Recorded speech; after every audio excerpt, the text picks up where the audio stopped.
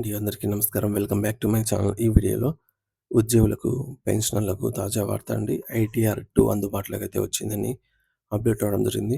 So, దీనికి సంబంధించిన వివరాలు ఈ వీడియోలో తెలుసుకుందాము. వీడియో అయితే ఎక్కడ గాని స్కిప్ చేయకుండా ఎండ్ వరకు చూసేయండి. అలాగే వీడియో నచ్చినట్లయితే లైక్ చేయండి.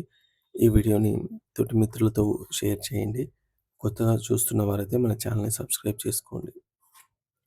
సో, ఫ్రెండ్స్ ఇక విషయానికి వచ్చినట్లయితే భారతదేశ ఆదాయ పన్ను శాఖ 2026-27 అసెస్మెంట్ ఇయర్‌కి సంబంధించి ఐటీఆర్ 2 రిటర్న్స్‌ల పత్రాన్ని ఇప్పుడు అధికారికంగా పన్ను చెల్లింపుదారులకు అందుబాటులోకి తీసుకొచ్చింది.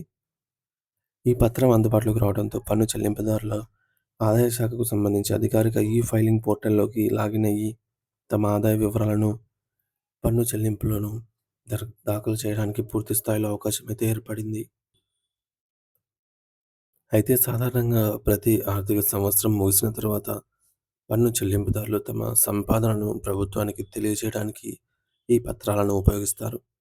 ఆ క్రమంలోనే ఐటీఆర్ 2ను ఇప్పుడు విడుదల చేశారు. ఐటీఆర్ 2 ఫామ్‌ను ఎవరెవరు ఉపయోగించాలో ఆదాయ పన్ను శాఖ చాలా స్పష్టమైన నిబంధనలు అయితే విధించింది. ఎవరైతే వ్యాపారం చేయడం గానీ, లేదా ఏదైనా స్వతంత్ర వృత్తి అంటే డాక్టర్లు, లాయర్లుగా అటువంటి వారు ఆదాయం పొందటంతో లేదా ఈ యొక్క ఫామ్‌ని ఎంచుకోవాల్సి ఉంటుందన్నమాట. సో, అలాగే ఎవరైతే ఐటీఆర్ ఫైల్ 2కి వస్తారో వారికి వర్తిస్తుంది. అలాగే వ్యక్తులతో పాటు హిందూ అవిభక్తి కుటుంబాలు కూడా హెచ్‌యుఎఫ్స్ కూడా ఈ ఐటీఆర్ 2ను ఉపయోగించి తమ రిటర్న్స్‌ను దాఖలు చేయవచ్చు. ముఖ్యంగా షేర్లు, మ్యూచువల్ ఫండ్స్ లేదా స్థిరాస్తుల అమ్మకం ద్వారా మూలధన లాభాలు పొందిన వ్యక్తులకు ఈ యొక్క ఐటీఆర్ 2 అత్యంత కీలకం. ఎందుకంటే ఇతర సాధారణ ఫామ్‌లలో ఈ వివరాలను పొందుపరిచే వీలుండదు. ఆదాయ పన్ను శాఖ దాఖలు ప్రక్రియను వేగవంతం చేసినందుకు గాను ఈ నెల 15వ తేదీనే ఐటీఆర్ 1 మరియు ఐటీఆర్ 4 పత్రాలను సైతం సిద్ధం చేయడం గమనార్హం.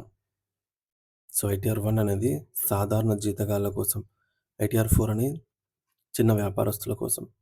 ఈ క్రమంలో ఇప్పుడు ఐటీఆర్ 2 కూడా తోడవడంతో మెజారిటీ పన్ను చెల్లింపుదారులకు రిటర్న్స్ దాఖలుకు మార్గం సుగమమైంది. వ్యక్తిగత ఆదాయ పన్ను చెల్లింపుదారులు, ఆడిటింగ్ అవసరం లేని వారు తమ రిటర్న్స్‌ను దాఖలు చేయడానికి జూలై 31వ తేదీని తుది గడువుగా అయితే నిర్ణయించారు.